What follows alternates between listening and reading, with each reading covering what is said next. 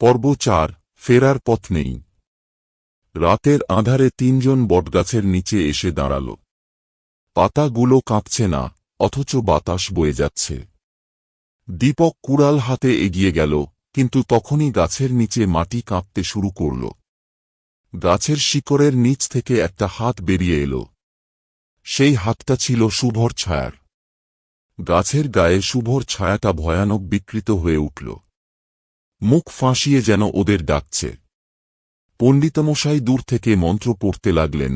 গাছের শিকড় নড়ে উঠল, আরেক বিকট চিৎকার শোনা গেল, এখান থেকে চলো এখনই।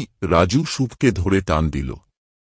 গাছের ভেতর থেকে শত শত হাত বেরিয়ে আসতে লাগল, যেন মাটির নিচ থেকে মৃত আত্মারা উঠে আসছে।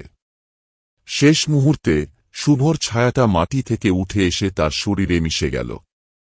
গাছের শিকড় কেঁপে উঠল, বিকট শব্দে চারদিকে ঝড়ের মতো আওয়াজ হল, আর মুহূর্তের মধ্যে সব শান্ত হয়ে গেল। তারা দৌড়ে পালাল।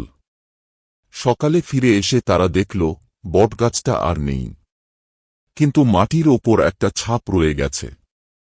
সেখানে লেখা, ফেরার পথ নেই।